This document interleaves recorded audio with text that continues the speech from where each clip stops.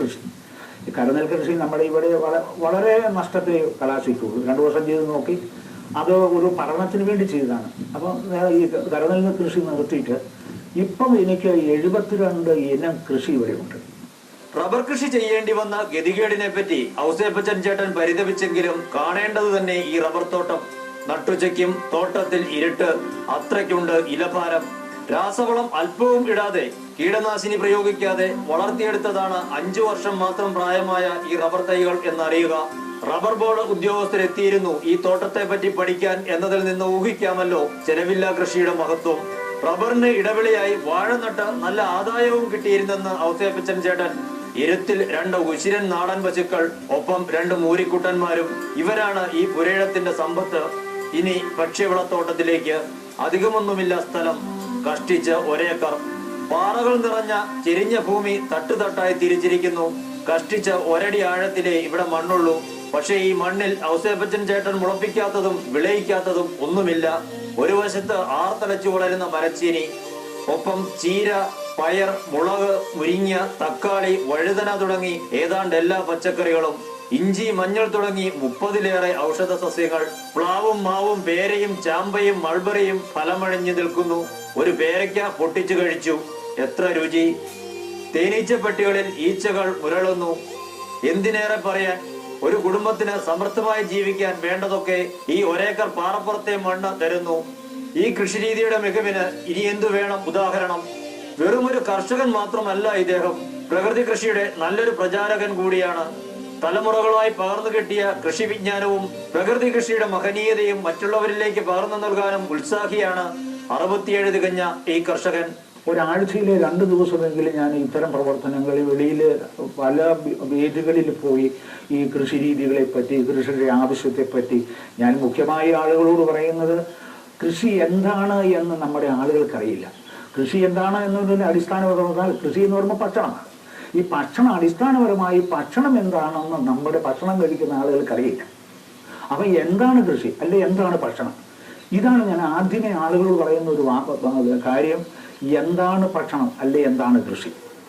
കൃഷി അവിടെ അനിവാര്യത, എന്തിനാണ് കൃഷി ചെയ്യുന്നത്, അത്തരം കാര്യങ്ങളെപ്പറ്റി അവരോട് ബോധവൽക്കരിച്ചതിന് ശേഷം പിന്നത്തെ എനിക്ക് അവസാനം പറയാനുള്ളതാണ്, എങ്ങനെ കൃഷി ചെയ്യണം, ലാഭകരമായി എങ്ങനെ കൃഷി ചെയ്യാം, പ്രകൃതിയോട് ഇണങ്ങിച്ചേർന്ന് എങ്ങനെ കൃഷി ചെയ്യാം, ചെലവില്ലാതെ എങ്ങനെ കൃഷി ചെയ്യാം, ആദായകരമായ കൃഷി എങ്ങനെ ചെയ്യാം. ഇത്തരം നിരന്തരമായ പ്രവർത്തനങ്ങളിലാണ് ഞാൻ. കർഷകൻ കഠിനാധ്വാനിയായിരിക്കണം. ഔസേപ്പച്ചൻ ചേട്ടന്റെ ദിനചര്യ ഇതിനുദാഹരണം. രാവിലെ 5:30 എഴുന്നേറ്റ് റബ്ബർ ടാപ്പിംഗ്, കറയെടുപ്പ് അടക്കം 9:30 തീരും. 10 മുതൽ 1 മണി വരെയുള്ള സമയം കൃഷിയിടത്തിൽ സജീവം. അല്പം വിശ്രമത്തിന് ശേഷം 3 മണിക്ക് വീണ്ടും ഇറങ്ങിയാൽ വീട്ടിൽ കയറണമെങ്കിൽ 7 മണിയാവണം. ഇതിനിടെ കാർഷിക പ്രചരണം, ക്ലാസ് എടുക്കൽ, കർഷക കൂട്ടായ്മ. എത്ര സഫലവും സമ്പന്നവുമാണെന്ന് നോക്കൂ ഈ കർഷകന്റെ ജീവിതം. കൃഷിയിൽ ഔസേപ്പച്ചൻ ചേട്ടന് സഹായം മകൻ വിനോദാണ്. പിതാവിന്റെ കൃഷിരീതികളെ തികച്ചും ആദരിക്കുന്നു മകൻ. നഗരത്തിരക്കല്ല, ഈ ഗ്രാമശാന്തതയാണ് തനിക്ക് പ്രിയമെന്ന് പറയുന്നു കൃഷിയിൽ തികഞ്ഞ ആനന്ദം കണ്ടെത്തിയിരിക്കുന്ന ഈ ചെറുപ്പക്കാരൻ. പുതിയ തലമുറയ്ക്ക് ഒരു അപവാദം. ഞാനൊരു 8ാം ക്ലാസ് 9ാം ക്ലാസ് തൊട്ട് ജൈവ കൃഷി രീതിയിൽ കൃഷിഭൂമിയിൽ പണിത് ജീവിക്കുന്ന ആളാണ്. അതിലൂടെ പഠനം നടത്തി പഠനം കഴിഞ്ഞ് ഇത്രയും കാലം ഒരു 10-20 വർഷത്തോളം ഞാൻ ഈ കൃഷി രീതി ഈ ഭൂമിയിൽ തന്നെ പണിയെടുക്കുന്നു. ഈ കൃഷി തന്നെ, ഈ ജൈവ കൃഷി തന്നെ തുടർന്ന് പോകണം. നമ്മുടെ വരും തലമുറയ്ക്കും നമ്മുടെ കുടുംബത്തിലെ അംഗങ്ങൾക്കും എല്ലാവർക്കും ഇത് നല്ലതാണ്. മറ്റ് ദൂഷ്യഫലങ്ങളൊന്നും ഇല്ലാതെ ഈ ജൈവ കൃഷി തുടരണമെന്നാണ് എൻ്റെ ആഗ്രഹം. നാരങ്ങളിലുള്ള പലരും ഇപ്പോൾ പറയുന്നത് നമുക്ക് അറിയാൻ പറ്റുന്നുണ്ട്. അവർക്ക് ഈ നാരങ്ങളിൽ നിന്ന് എങ്ങനെയും ഒന്ന് പുറത്തോട്ട് പോയാൽ മതി. അവിടുത്തെ അന്തരീക്ഷവും അവിടുത്തെ മാലിന്യങ്ങളും എല്ലാം കൂടെ അവർക്ക് ജീവിക്കാൻ പറ്റുന്നില്ല. അപ്പോൾ നമുക്ക് എന്തുകൊണ്ടോ ഈ കാലാവസ്ഥ, ഇവിടുത്തെ നല്ല സുഖമായ കാലാവസ്ഥയിൽ നല്ല ജീവിതമാണ്. ഇവിടുന്ന് മാറാനും വലിയ താല്പര്യമൊന്നുമില്ല.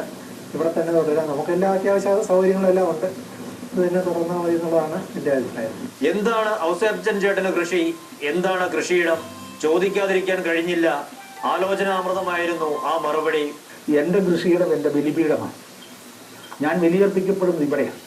ഈ രാജ്യത്തിന് വേണ്ടിയാണ്, ഈ രാജ്യത്തിലെ ഭക്ഷണം കഴിക്കുന്ന എല്ലാവർക്കും വേണ്ടിയാണ്. അത് വിശുദ്ധമായിരിക്കും. എൻ്റെ ബലിപീഠം വിശുദ്ധമായിരിക്കണം. അങ്ങനെ വിശുദ്ധമായ ഈ ബലിപീഠത്തെക്കാൾ ശ്രേഷ്ഠമായി ഇവിടെ എന്തുണ്ട്? മണ്ണിനെ സ്നേഹിക്കുക, മക്കളോടുള്ള സ്നേഹം അത്രയും വലിയൊരു സ്നേഹം. അപ്പോൾ ഞാൻ അടിസ്ഥാനപരമായി ഞാൻ പറയുന്നത്, ഞാൻ നേരത്തെ പറഞ്ഞതായിരിക്കാം, എൻ്റെ മക്കളോടുള്ള വാത്സല്യത്താൽ മക്കളെക്കാൾ കൃഷിയിടത്തെ സ്നേഹിക്കുന്ന കർഷകനാണ്. കാരണം മക്കളോടുള്ള വാത്സല്യത്താൽ മക്കളെക്കാൾ കൃഷിയിടത്തെ സ്നേഹിക്കുന്ന കർഷകൻ. അതിൽ ഉപരി ഒരു വാക്ക് അതിനകത്തുണ്ടോ എന്ന് ഞാൻ സംശയിക്കുക. യാത്ര പറയും മുൻപ് ഔസേപ്പച്ചൻ ചേട്ടനും കുടുംബവും തേൻവരിക്കയുടെ ചുടയും തേനും തന്ന് സൽക്കരിച്ചു. പ്രകൃതിയുടെ ഉപാസകനൊത്ത ആതിഥ്യം പുതിയൊരു ഭക്ഷണ സംസ്കാരത്തിന്റെ ദൃഷ്ടാന്തവും.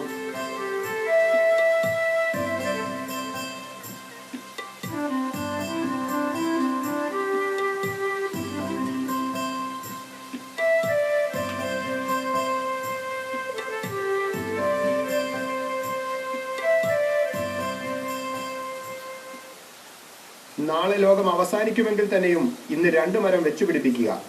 പരിശുദ്ധ ഖുർആൻ.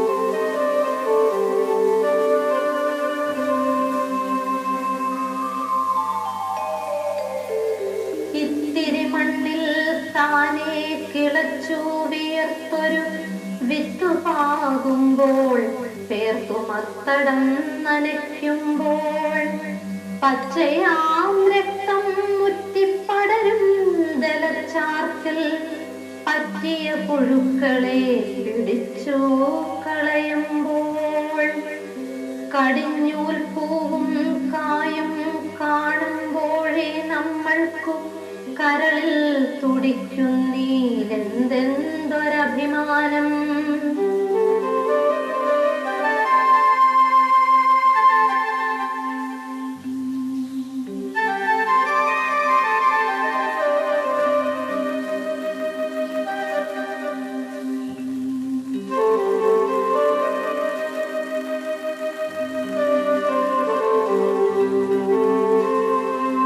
വയലും തോപ്പും കായ്പൂന്തോട്ടവും വിരിയിച്ച വലിയോർകളാം വീരപൂർവികരുടെ രക്തം ഉണരുന്നല്ലോ വീണ്ടും നമ്മളിലന്നേരം. നാം അണയുന്നല്ലോ തിരിയ നമ്മൾ തൻ തറവാട്ടിൽ. പൂർവിയെ പുഷ്പിപ്പിക്കും കലപോൽ നമുക്കത്ര നിർവൃതികരം സർഗവ്യാപാരമുണ്ടോ മന്നിൽ. പൂർവിയെ പുഷ്പിപ്പിക്കും കലപോൽ നമുക്കത്ര നിർവൃതി